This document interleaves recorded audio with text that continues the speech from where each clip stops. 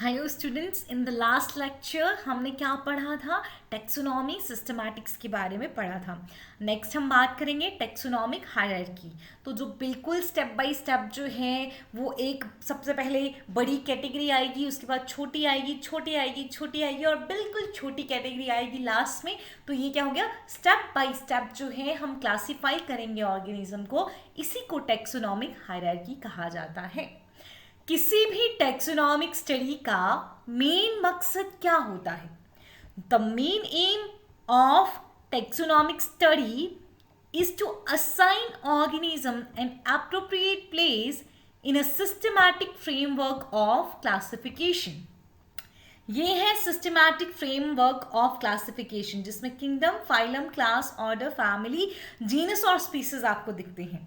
तो किसी भी ऑर्गेनिज्म को इस पूरे सिस्टमैटिक जो फ्रेमवर्क है इसमें उसको पर्टिकुलर जगह देना, पर्टिकुलर ग्रुप में उसको प्लेस करना, उसको हम कहते हैं टेक्सोनॉमिक हायरार्की। एग्जैक्टली, ठीक। या फिर टेक्सोनॉमिक स्टडी का यही एम होता है कि हम किसी भी ऑर्गेनिज्म को प्रॉपरली सिस्टमैटिकली क्लासिफाई करें, प्रॉपर उसको डोमेन में रखें, किंगडम में, phylum, class, order, family, genus या स्पीसीज में हम उसको प्रॉपरली जो है वो क्लासिफाई करें। ठीक है, डोमेन आप यहाँ पे इग्नोर करेंगे। मेनली आप कहाँ से याद रखेंगे? किंगडम से याद रखेंगे। Okay, it is the framework by which taxonomic groups are arranged in definite order.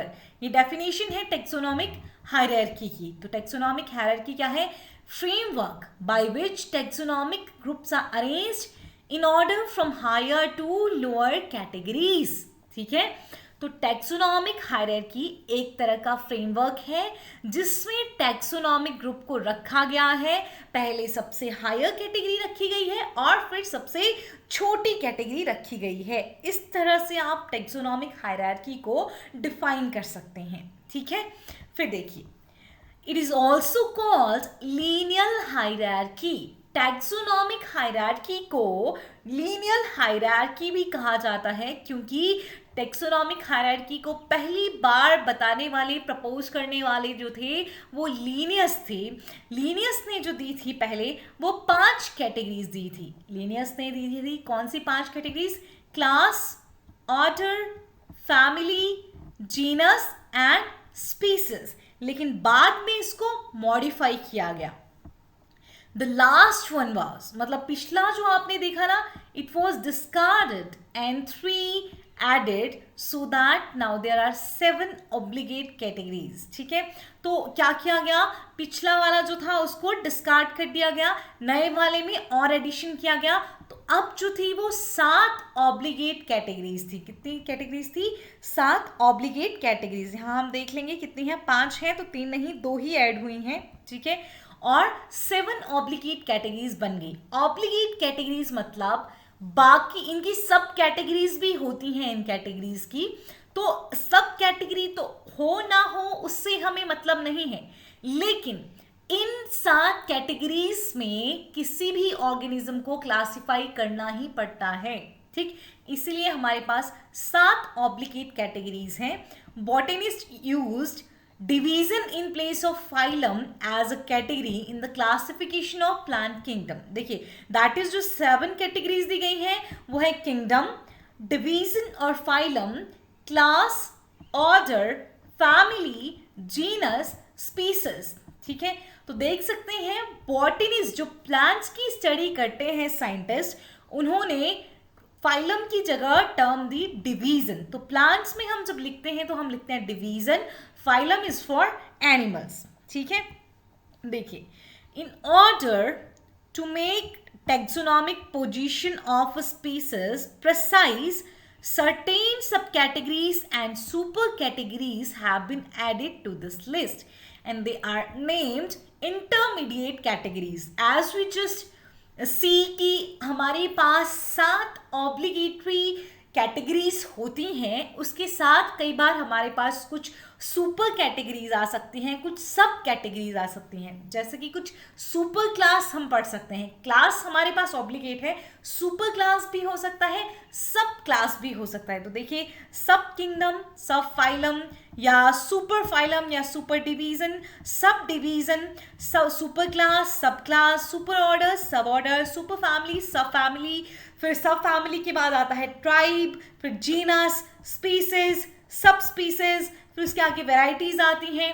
तो इस तरह से ये इंटरमीडिएट कैटेगरीज होती हैं। हमारे पास ऑब्लिगेटरी कौन है? किंगडम, फाइलम और division, class, order, family, genus and species. याद रखेंगे कि ये जो ट्राइब हमने पढ़ा, इस पे बहुत बार क्वेश्चन पूछा गया है। ट्राइब क्या है? Tribe is an intermediate category between सब फैमिली एंड जीनस। तो जैसे हम पढ़ते हैं ना, किंगडम पढ़ा, फिर आएगा फाइलम, फिर आएगा क्लास, ठीक है। क्लास से पहले अगर फाइलम के बाद और क्लास से पहले अगर कोई सब कैटेगरी आएगी तो वो होगी सुपर क्लास। क्लास के बाद और ऑर्डर से पहले कोई आएगी तो सब क्लास। वैसे ही ऑर्डर से पहले आएगा सुपर क्लास, ऑर्डर के बाद आएगा सब क्लास। तो इस तरह से जो है ये कैटेगरीज होती हैं। जो ट्राइब है वो सब फैमिली, फैमिली के बाद आता है ना सब फैमिली, तो सब फैमिली और जीनस के बीच में इंटरमीडिएटरी कैटेगरी होता है tribe. Both in animal and plant kingdoms the lowest category is species and highest is the kingdom, ठीक है। चाहे हम एनिमल किंगडम की बात करें, चाहे हम प्लांट की किंगडम की बात करें, जो सबसे हाईएस्ट कैटेगरी है वो किंगडम होती है, जो सबसे छोटी कैटेगरी है वो स्पीसीज होती है, ठीक है। तो categories in the hierarchy are thus in ascending order. याद रखिएगा, तो जो कैटेगरीज है ना हायरार्की में, वो कौन से ऑर्डर में है? असेंडिंग ऑर्डर में है। यहाँ पे अगर मैं देखो असेंडिंग ऑर्डर क्या होता है? घटता क्रम या बढ़ता क्रम, ठीक है। असेंडिंग ऑर्डर में है, बढ़ते क्रम में है, ठीक है। बढ़ते क्रम में क्या मतलब हुआ? मतलब हुआ as we grow from lowest rank that is species toward the kingdom the number of similar characters decreases, ठीक है।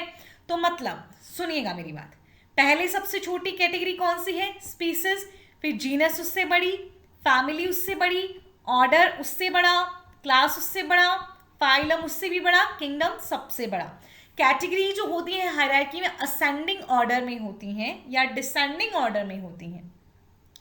असेंडिंग ऑर्डर में है, लेकिन जो उनकी कैरेक्टर्स है ना, जो कैरेक्टर्स हैं वो डिक्रीज होते हैं। जैसे ही हम कैरेक्टर्स मतलब सेम सिमिलर कैरेक्टर जो हैं वो स्पीसीज से जब हम किंगडम की तरफ को जाएंगे तो सिमिलर कैरेक्टर्स जो हैं वो डिक्रीज होंगे, ठीक है। सिमिलर कैरेक्टर डिक्रीज होते हैं when we go from lowest category species to the highest category kingdom. अब दो किंगडम मैं बोलती हूं कि दो किंगडम है एनिमल एंड प्लांट। तो देखिए एनिमल और प्लांट में सबसे कम कॉमन कैरेक्टर्स होंगे, कुछ कॉमन है ही नहीं इनमें। वहीं अगर मैं बात करती हूं स्पीसीज की, ठीक है, स्पीसीज जो है होमोसेपियन, सेपियन हमारा स्पीसीज है। जितने भी हम इंसान रह रहे हैं हम बिल्कुल कैसे हैं? सेम हैं, हमें बिल्कुल सिमिलर कैरेक्टर्स पाए जा रहे हैं। इसका मतलब जब हम स्पीसीज से कहाँ गए? किंगडम की तरफ गए, तो स्पीसीज में हमें ज्यादा कॉमन कैरेक्टर नजर आते हैं और किंगडम की तरफ जाते हुए हमें कॉमन कैरेक्टर में डिक्रीज जो है वो दिखाई देगा, ठीक है। Of various categories of classification, only the species have real existence in nature. Other are merely made convenient and arbitrary groups without actual existence in nature. अगर मैं कहती हूँ किंगडम एनिमेलिया, तो क्या कोई किंगडम एनिमेलिया यहाँ रहता है? नहीं रहता है। अगर मैं कहती हूँ सेपियंस, तो क्या इस दुनिया में सेपियंस रहते हैं? रहते हैं, हम सेपियंस हैं। अब मैं कहती हूं क्लास मैमेलिया, क्या कोई क्लास मैमेलिया, एक्चुअल में क्लास मैमेलिया करके कोई ऑर्गेनिज्म है? नहीं ना। ह्यूमंस जो है क्या है? अगेन स्पीसीज आएगी। डॉग्स की बात करूं, डॉग्स भी क्लास मैमिलिया में आते हैं, लेकिन उनका जीनस, उनका स्पीसीज जो है वो क्या है, अलग है। तो एग्जैक्टली हम बात करेंगे तो क्लासिफिकेशन में जितनी भी कैटेगरीज दी गई हैं, जैसे kingdom, class, kingdom, phylum, class, order, इनका रियल में एग्जिस्टेंस नहीं है। मतलब रियल में मैमेलिया करके कोई ऑर्गेनिजम्स नहीं है, रियल में एनिमल्स, मेनली एनिमल्स करके कोई ऑर्गेनिज्म नहीं है। एक ग्रुप को एनिमल बोल दिया गया है और उस ग्रुप में जो है एनिमल लाइक कैरेक्टर्स होते हैं, फिर फर्दर उनकी भी अलग अलग स्पीसीज आती हैं। तो असली में जो इस दुनिया में एग्जिस्ट करते हैं वो स्पीसीज होती हैं। बाकी की जो क्लासिफिकेशन है वो बस हमें कुछ कैरेक्टर्स को स्टडी करने में इजी हो जाता है उस क्लासिफिकेशन को देख के, लेकिन रियल एग्जिस्टेंस जो है वो किसका होता है, स्पीसीज का होता है। इसीलिए क्लासिफिकेशन का जो बेसिक यूनिट है वो किसे कहा जाएगा, स्पीसीज को, ठीक है। लेकिन इवोल्यूशन याद रखिएगा बेटा, स्पीसीज इवॉल्व नहीं होती है। कल हमने पढ़ा था कि स्पीसीज नहीं, मेन फोकस जो इवोल्यूशनरी पॉइंट ऑफ व्यू से रहता है वो सब स्पीसीज पे या पॉपुलेशन पे रहता है। क्योंकि देखिए जो एनवायरमेंटल कंडीशंस यहाँ हैं, क्या वही एनवायरमेंटल कंडीशंस आपको यूएसए में मिलेंगी, वही आपको क्या अफ्रीका में मिलेंगी? नहीं ना। अफ्रीका में कंडीशंस अलग होंगी, यूएसए में अलग होंगी, एशिया में इंडिया में अलग हैं। तो हम एक तरह से अलग जोन में हैं और हमारी पॉपुलेशन जो है वो अलग अलग तरह से इवॉल्व हो रही है। तो एक पॉपुलेशन जो है वो यूनिट ऑफ इवोल्यूशन आएगा। Species is the basic unit of classification. Tax on मैंने आपको कहा था, टेक्सॉन क्या होता है? जो हम क्लासिफिकेशन को साइंटिफिक टर्म देते हैं वो टेक्सॉन होता है। The word tax on signifies a taxonomic group of any rank. मतलब ये किसी भी, टेक्सॉन जो है वो किसी भी रैंक को सिग्निफाई कर सकता है डिफरेंट लेवल पे, ठीक है। देखिए, which represent the real biological organism including in a category like. देखिए, अगर मैं कहती हूं कि देखिए मेज एक स्पीसीज है, रोज एक जीनस है, ग्रासेस फैमिली है, कोनिफर्स जो है वो क्या है, ऑर्डर है, डाइकॉट एक क्लास है, सीड प्लांट जो है वो एक डिवीजन है। तो टेक्सॉन जो है वो साइंटिफिक टर्म दी गई है कैटेगरी के लिए, और टेक्सॉन अलग अलग लेवल पे कैटेगरीज को रिप्रेजेंट करते हैं। कैटेगरी में जो एक्चुअल में बायोलॉजिकल ऑर्गेनिज्म होता है उसको रखेंगे, ठीक है। तो टैक्सॉन उस रियल ऑर्गेनिज्म को रिप्रेजेंट करता है, ठीक है। और कैटेगरी रियल ऑर्गेनिज्म को रिप्रेजेंट नहीं करती, कैटेगरी तो जस्ट नाम दिए गए हैं, ठीक है। और रियल ऑर्गेनिज्म को रिप्रेजेंट करता है टैक्सॉन। वहां भी जो रियल ऑर्गेनिज्म का एक्चुअल एग्जिस्टेंस आपको दिखता है वो स्पीसीज में दिखता है। अब मैं बोलूं स्पीसीज, क्या स्पीसीज का कोई रियल एग्जिस्टेंस है? एग्जैक्टली स्पीसीज पे जो टैक्सॉन है उसका मेन रियल एग्जिस्टेंस है। मैं कहती हूं स्पीसीज है मेज, जियामेज, जियामेज तो मक्के का एग्जिस्टेंस है, ठीक है। तो कैटेगरी के सामने जो टैक्सॉन होता है वो टैक्सॉन एग्जैक्टली वही रियल ऑर्गेनिज्म को रिप्रेजेंट कर रहे होते हैं। और कोई भी टैक्सॉन अलग अलग रैंक पे, अलग अलग लेवल पे कैटेगरीज को रिप्रेजेंट करता है। देखिए, टैक्सॉन जो टर्म थी वो दी थी अडोल्फ मेयर ने। पहले उन्होंने ये टर्म दी थी कुछ एनिमल ग्रुप्स के लिए। एच.एस. लैम जो थे पहले थे जिन्होंने प्लांट्स के लिए टैक्सॉन वर्ड को यूज किया था। बहुत कंफ्यूजन रहता है टैक्सॉन और कैटेगरी का जब हम यूज करते हैं उस टाइम पे। तो याद रखिएगा, जियामेज इज अ टैक्सॉन। मेज जो है यहाँ पे वो क्या है, टैक्सॉन। लेकिन मेज एग्जैक्टली क्या है, स्पीसीज। तो स्पीसीज क्या है, कैटेगरी। मैंने आपको लास्ट लेक्चर में भी एग्जाम्पल समझाने की कोशिश की थी। अगर मैं बोलती हूं सोलेनम ट्यूब्रोसम, आलू का साइंटिफिक नेम होता है, सोलेनम जीनस है, ट्यूब्रोसम स्पीसीज है, ठीक। तो जीनस है सोलेनम, सोलेनम टैक्सॉन है, और जो जीनस मैं बोल रही हूं जीनस कैटेगरी है। वैसे ही जियामेज, मेज जो है वो क्या है, टैक्सॉन है, स्पीसीज मेज है, लेकिन स्पीसीज एक्चुअल में एक कैटेगरी है और मेज एक टैक्सॉन है, ठीक है। Category represents an abstract term while taxon represent the real organism. तो कैटेगरी जैसे किंगडम सिर्फ एक टर्म है, क्लास सिर्फ एक टर्म है, लेकिन किंगडम एनिमेलिया, तो एनिमेलिया ऑर्गेनिजम्स को रिप्रेजेंट कर रहा है, ठीक। चलिए, ऑब्लिगेट कैटेगरीज कौन कौन सी हुई देखिए। The obligate categories used in classification are explain below. Kingdom, division, class, order, family, genus, species, ये सारी की सारी 7 जो हैं ये ऑब्लिगेट कैटेगरीज हैं। सब कैटेगरीज भी दी जाती हैं, लेकिन जो साइंटिफिक, देखिए, subcategories are also there to facilitate more sound and scientific placement of various taxa. देखिए, और अच्छे से क्लासिफाई करने के लिए और अच्छे से टैक्सॉन को अलग अलग जगह प्लेस करने के लिए और भी ज़्यादा कैटेगरीज जो हैं वो दी गई हैं। सब कैटेगरीज हैं, सुपर कैटेगरीज हैं, लेकिन मेन जो 7 कैटेगरीज हैं वो यही हैं, ठीक है। इसमें सबसे पहले बात करते हैं हम स्पीसीज की। जो की पोजीशन होती है क्लासिफिकेशन में वो मिली है स्पीसीज को। बेसिक यूनिट ऑफ क्लासिफिकेशन क्योंकि क्या है, स्पीसीज ही है। सबसे छोटा टैक्सोनॉमिक कैटेगरी है, सबसे बड़ा कौन सा है, किंगडम है।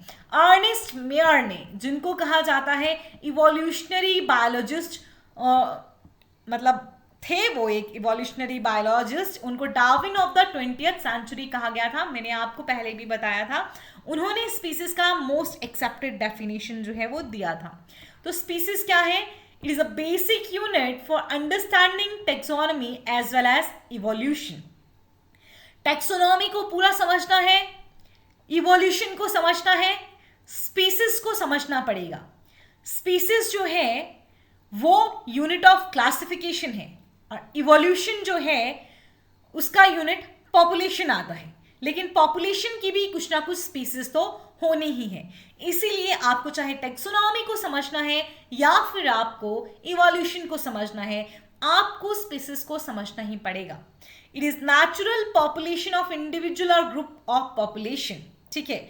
ये नेचुरल पॉपुलेशन होता है बहुत सारे इंडिविजुअल का या फिर बहुत सारे पॉपुलेशन का ग्रुप भी हो सकता है। देखिए, which resemble one another in all essential morphological and reproductive characters. क्या कहा, एक स्पीसीज, ऐसी स्पीसीज को, ऐसे पॉपुलेशन के ग्रुप को, ऐसे इंडिविजुअल के ग्रुप को हम एक स्पीसीज कहेंगे जो बाहर से भी देखने में सेम होगा और जिसके रिप्रोडक्टिव कैरेक्टर्स भी बहुत सेम होंगे, ठीक। They carry same type and amount of genetic material so that they are able to breed freely among themselves under natural condition in order to produce fertile offspring. क्या कहा, species morphologically same होनी चाहिए, reproductively same होनी चाहिए, और उसमें जो genetic material होता है, जेनेटिक मटेरियल होता है डीएनए या आरएनए, वो भी पूरे के पूरे इंडिविजुअल्स में जो है, जितने भी इंडिविजुअल को हम एक स्पीसीज मानेंगे उन सब में वो बिल्कुल सेम दिखने चाहिए, सेम जो है उनके रिप्रोडक्टिव कैरेक्टर होने चाहिए, सेम तरह का उनमें जेनेटिक मटेरियल होना चाहिए, सेम ही अमाउंट में होना चाहिए, ताकि जब उन स्पीसीज में, उस स्पीसीज के इंडिविजुअल में रिप्रोडक्शन हो, ब्रीडिंग हो, तो आगे जो ऑफस्प्रिंग आए वो फर्टाइल ऑफस्प्रिंग आए, ठीक है। Species is also called genetically distinct and reproductively isolated natural population। तो एक species को जो है वो genetically distinct population भी कहा जाता है या reproductively isolated natural population। मतलब जैसे कि आपके पास मैंगो है, पोटैटो है, तुलसी है, लाइन है, मैंगो की जितनी भी स्पीसीज होंगी वो सारी की सारी जो है क्या होंगी, सेम। मैंगो बिल्कुल सेम दिखेगा आपको, पोटैटो, आलू आलू आलू आपको सेम दिखेगा। आलू से तुलसी अलग है, जीन्स में भी और रिप्रोडक्शन में भी। तुलसी लाइन से अलग है। तो स्पीसीज जो है जेनेटिकली एक दूसरी स्पीसीज से अलग होती है, रिप्रोडक्टिवली दूसरी स्पीसीज से अलग होती है। ओवरऑल समझे आप स्पीसीज क्या है। जैसे ह्यूमन बींग्स हैं, सारे के सारे मॉर्फोलॉजिकल सेम हैं, हमारे रिप्रोडक्टिव ऑर्गन सेम हैं। जब हमें रिप्रोडक्शन होता है, ब्रीडिंग होती है, तो हम एक ऑफस्प्रिंग, एक बच्चा पैदा होता है जो आगे फर्दर बच्चे पैदा कर सकता है। लेकिन अगर हम अनरिलेटेड स्पीसीज को ब्रीड करवाने की कोशिश करते हैं, जैसे कि हॉर्स को डंकी के साथ हम ब्रीड करने की कोशिश करते हैं, तो एज अ रिजल्ट म्यूल आता है। म्यूल जो है वो फर्टाइल नहीं, स्टीराइल होता है। ठीक है, तो स्पीसीज जो है वो इंटरब्रीड नहीं करती हैं, इंटरब्रीड नहीं करती हैं, उनमें सिर्फ आपस में इनब्रीडिंग होती है। आपस में ब्रीडिंग कर सकते हैं, दूसरी स्पीसीज के साथ ब्रीड नहीं कर सकती हैं स्पीसीज। समझ आ गया ना? स्पीसीज जो देखने में सेम है, रिप्रोडक्टिव सेम है, लेकिन दूसरी स्पीसीज से जेनेटिकली और रिप्रोडक्टिवली अलग है। ठीक है, स्पीसीज देखिए इन दिस केस जो अभी आपने पढ़ा मैंजिफेरा इंडिका, उसमें इंडिका जो है, सोलेनम ट्यूब्रोसम जो ट्यूब्रोसम है, जो ऑसिमम सैंक्टम पढ़ा उसमें सैंक्टम जो है, पैंथेरा लियो जो पढ़ा उसमें लियो जो है, ये सारी क्या है? स्पीसीज हैं। ठीक, लेकिन मैंजिफेरा इंडिका में मैंजिफेरा क्या है? जेनेरा। सोलेनम ट्यूब्रोसम में सोलेनम क्या है? जेनेरा। ऑसिमम सैंक्टम में ऑसिमम क्या है? जेनेरा। पैंथेरा लियो में पैंथेरा क्या है? जेनेरा। याद रखना है इनकी कॉमन नेम इंपॉर्टेंट होते हैं, आपको बहुत काम आने वाले हैं आगे। A genus may have more than one species, as in Panthera tigris, where tigris is another species. मतलब जो जीनस होता है ना, उसमें बहुत सारी अलग अलग स्पीसीज हो सकती हैं। पैंथेरा जो है, पैंथेरा नाम से बहुत सारे जीनस होंगे, जैसे कि Solanum tuberosum, Solanum esculentus, Solanum genera तो सेम है, ट्यूब्रोसम, सोलेनम ट्यूब्रोसम बोला तो आलू हुआ, सोलेनम एस्क्युलेंटस बोला तो टमाटर हो जाता है। ठीक है, समझे कि नहीं समझे? समझ गए ना? ठीक है। अ स्पीसीज में हैव सब ग्रुप्स, स्पीसीज के छोटे छोटे ग्रुप्स और भी हो सकते हैं जिनको सब स्पीसीज कहा जाता है या वेराइटीज कहा जाता है। वो सब स्पीसीज में जो है थोड़े थोड़े कैरेक्टर्स जो हैं, फीचर्स जो हैं वो डिफरेंट होंगे थोड़े थोड़े, जैसे कि हमें एशिया वाले लोग थोड़े अलग हैं, फिर अमेरिका वाले अलग हैं, फिर चाइना वाले अलग हैं। एशिया मतलब चाइना एशिया में ही है। ठीक है, तो देखिए बेटा थोड़े कैरेक्टर्स अलग हैं, लेकिन इतने भी अलग नहीं है कि हम में रिप्रोडक्शन ना हो पाए, हम में ब्रीडिंग ना हो पाए। ब्रीडिंग हो सकती है, तो जिन भी स्पीसीज, जिन भी इंडिविजुअल में ब्रीडिंग हो सकती है और जिनकी ब्रीडिंग के बाद जो है वो फर्टाइल ऑफस्प्रिंग आएगा, वो जो है इंडिविजुअल एक ही स्पीसीज को बिलोंग करते हैं। मॉर्फोस्पीसीज किसे कहा जाता है? वो स्पीसीज, ठीक है, new species created only on the basis of morphological characters, मतलब रिप्रोडक्टिवली जो है ये स्पीसीज नहीं कर सकती हैं, आपस में मेटिंग नहीं कर सकती, ब्रीडिंग नहीं कर सकती। मॉर्फोलॉजिकली जो है अलग अलग हमें दिखती हैं। देखिए मॉर्फोलॉजिकली थोड़ा सेम है, थोड़े कैरेक्टर्स सेम है, तो ऐसी स्पीसीज को मॉर्फो स्पीसीज कहा जाता है। जब कोई स्पीसीज को मॉर्फोलॉजिकल कैरेक्टर्स को देख के क्रिएट किया जाता है, तब हम मॉर्फो स्पीसीज उनको नाम देते हैं। ये डार्विन फिंचेस हैं बेटा। डार्विन फिंचेस जो हैं ये मॉर्फोलॉजिकली अलग अलग हो गई थी, डिपेंड करता था कि इनकी फीडिंग हैबिट कैसी थी। देखिए इनकी चोंच जो थी वो अलग अलग तरह से हो गई थी, जिस तरह का खाना इनको मिलता था उस तरह से इन्होंने अपना चोंच को चेंज कर दिया था। ठीक है, सिबलिंग स्पीसीज क्या होती हैं? Species which are difficult to distinguish on the basis of morphological characters but are not able to interbreed are referred to as sibling species. ऐसी स्पीसीज जो देखने में तो सेम हैं लेकिन इंटरब्रीड नहीं कर सकती हैं, ऐसी स्पीसीज को सिबलिंग स्पीसीज कहा जाता है। जैसे कि मलेरिया काउज करने वाला मॉस्किटो, देखिए Anopheles मैक्यूलिपिनिस and Anopheles atroparvus are morphologically similar and have same group but they are reproductively isolated। समझ के ना? रिप्रोडक्टिवली कैसी है ये? आइसोलेटेड हैं। तो ये कैसी हैं? सिबलिंग स्पीसीज हैं, मतलब देखने में सेम है, देख लीजिए, लेकिन रिप्रोडक्टिवली आइसोलेटेड हैं। ऐसे स्पीसीज सिबलिंग स्पीसीज कहलाती हैं। स्पीसीज अदरवाइज कैसी होती है? एक स्पीसीज कैसी होती है? मॉर्फोलॉजिकली भी सेम होती है, जेनेटिकली भी सेम होती है, मतलब जीन्स में भी थोड़ा थोड़ा सिमिलरिटी होती है और रिप्रोडक्टिवली भी सेम होती है। ठीक है।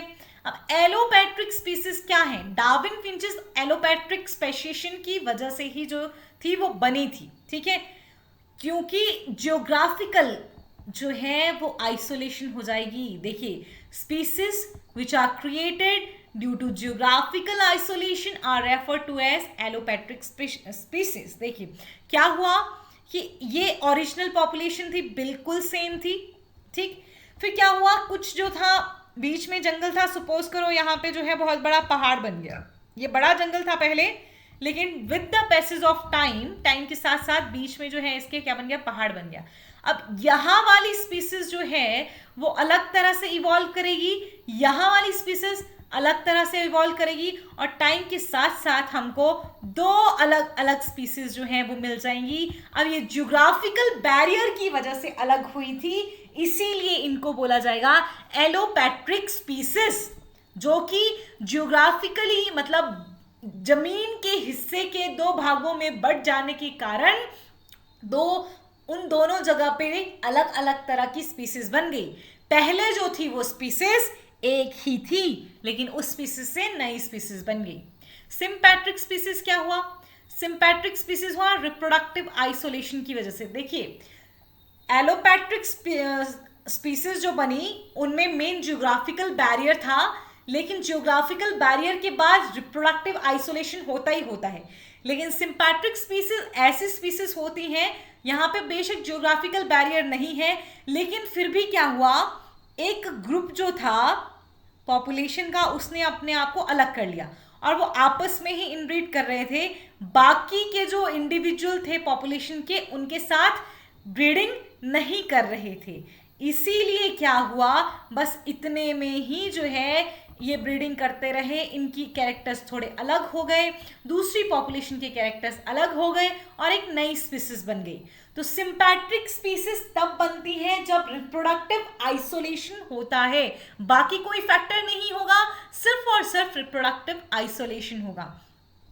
The hawthorn fly is an example of sympatric speciation based on a preference of egg laying location। मतलब hawthorn fly जो है, ये hawthorn fly की एक पॉपुलेशन थी पहले, फिर क्या हुआ, उसने बस इतनी सी लोकेशन में एग ले करना शुरू किया और धीरे धीरे वो अपनी बड़ी पॉपुलेशन से अलग हो गई और उसकी अलग ही स्पीसीज जो है वो बन गई। आगे बात आती है जीनस की।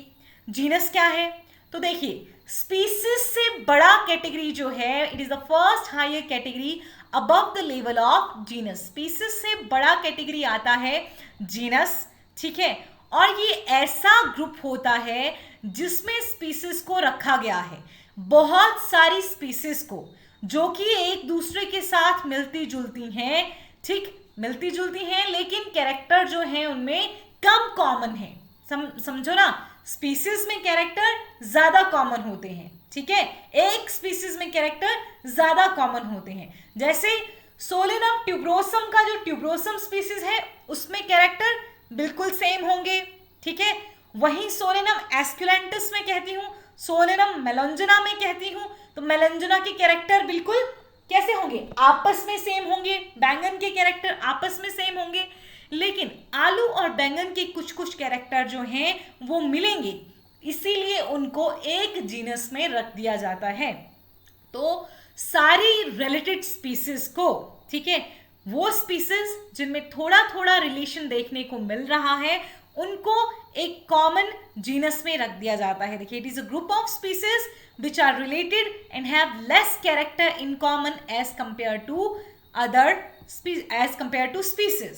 देखिए, मतलब है एक स्पीसीज के कैरेक्टर आप उसमें बहुत कॉमन होंगे, लेकिन दूसरी स्पीसीज से वो थोड़ा अलग होगी और दो स्पीसीज में कम कॉमन कैरेक्टर होंगे।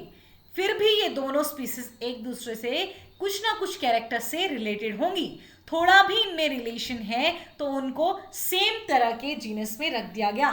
एग्जाम्पल के लिए सही तरीके से देखिए, सोलेनम ट्यूब्रोसम एंड ब्रिंजल, ये पोटैटो है ना, Solanum tuberosum, brinjal, Solanum melongena, ठीक है, though they constitute different species belong to the genus Solanum. दोनों की जीनस स्पीसीज क्या है, अलग है, लेकिन जो जीनस है वो क्या है, सेम है।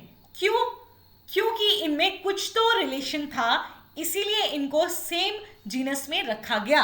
हालांकि ट्यूब्रोसम जितने भी ट्यूब्रोसम का जो पॉपुलेशन होगी उसमें कैरेक्टर ज्यादा कॉमन होंगे।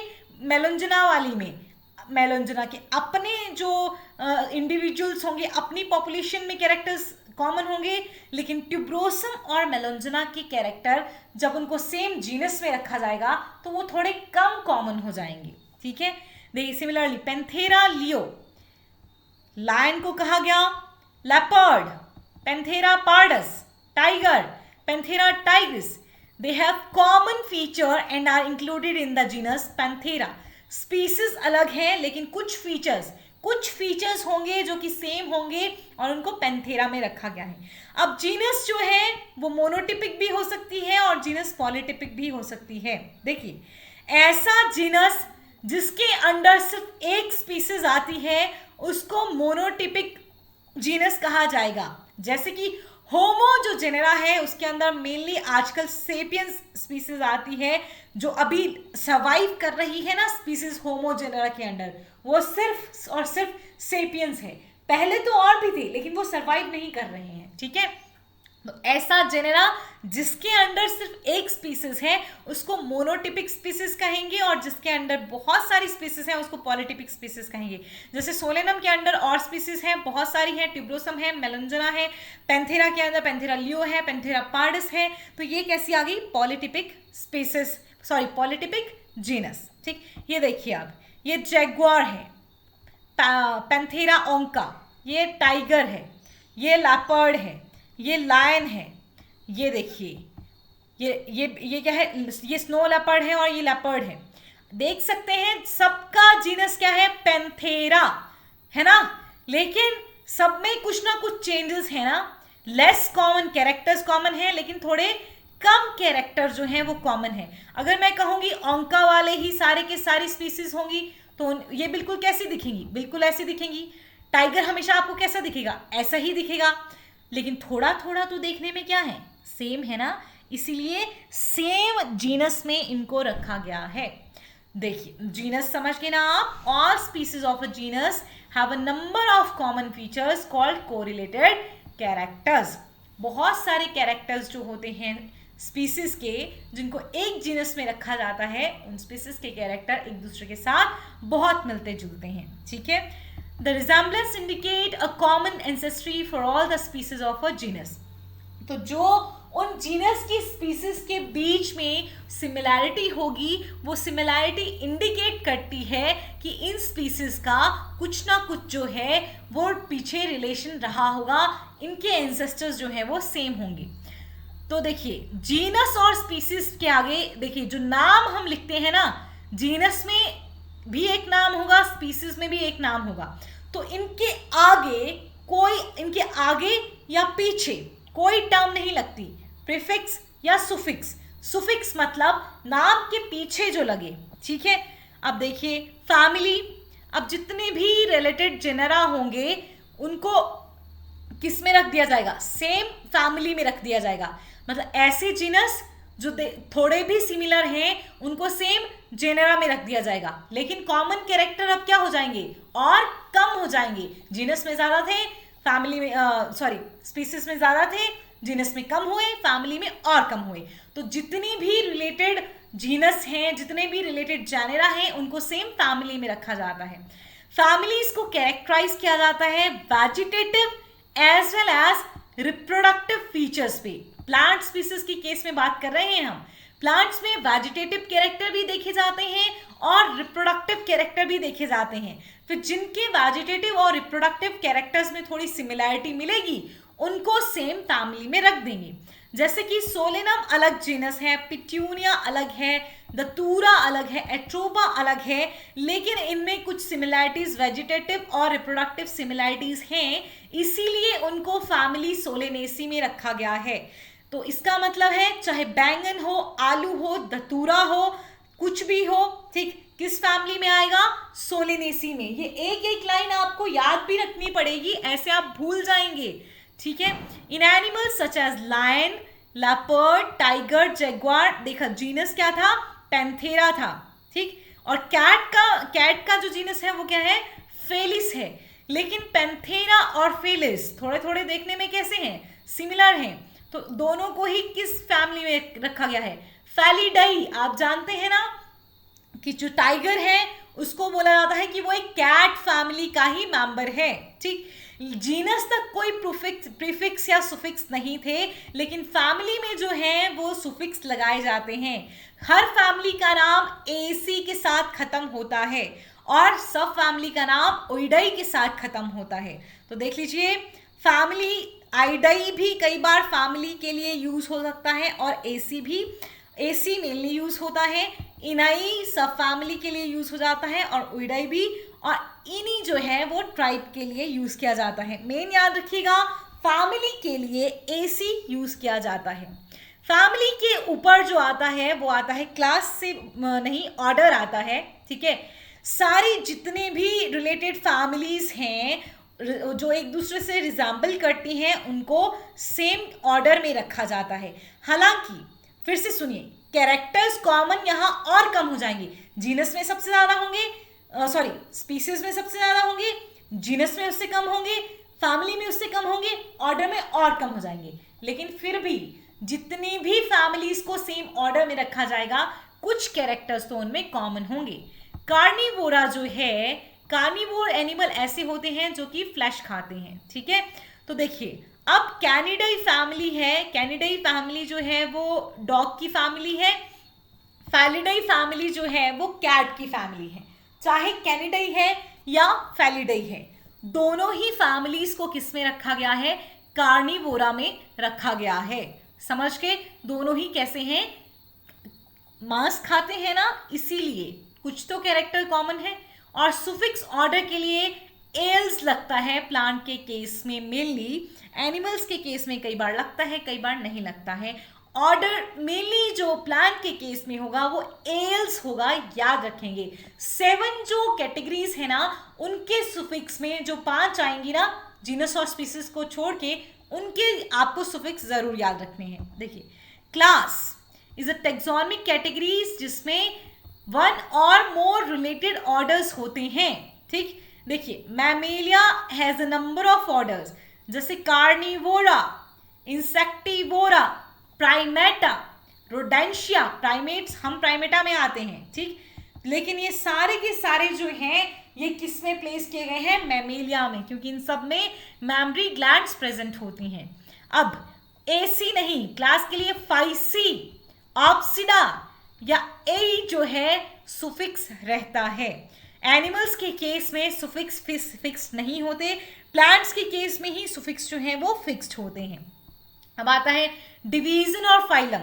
जितनी भी रिलेटेड क्लासेस होती हैं जो थोड़ी बहुत भी सिमिलर होती हैं, उनको सेम डिवीजन और फाइलम में रखा जाता है।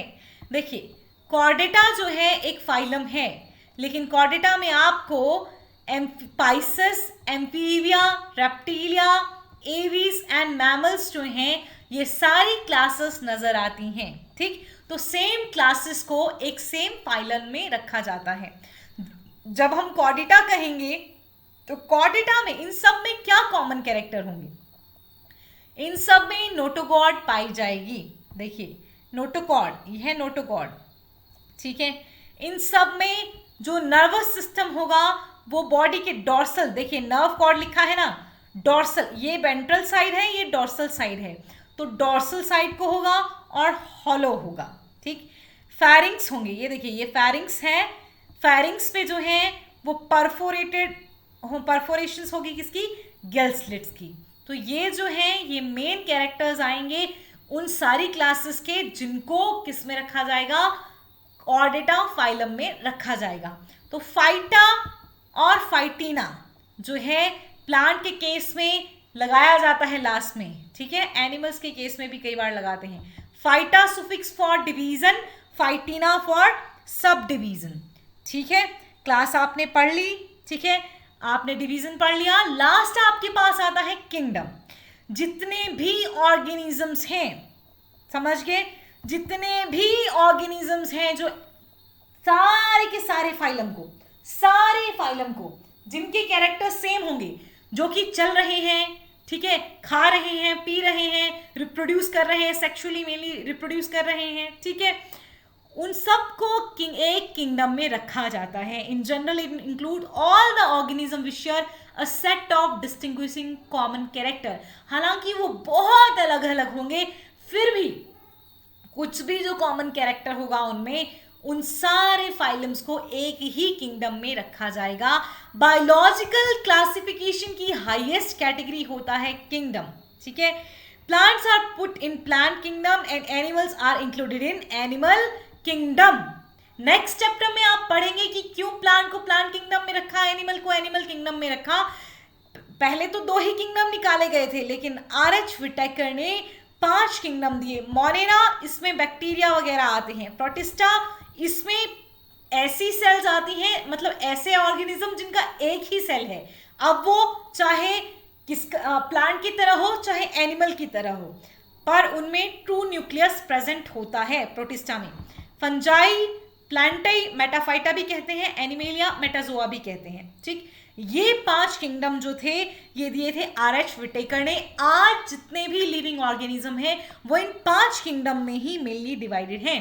ये देखिए, ये एनसीईआरटी का डायग्राम है. देखिए, taxonomic category showing hierarchical arrangement in ascending order. बेटा एरो पे डिपेंड करता है. एरो अगर नीचे की तरफ को होगा ना तो हम क्या कहेंगे कि डिसेंडिंग ऑर्डर में है.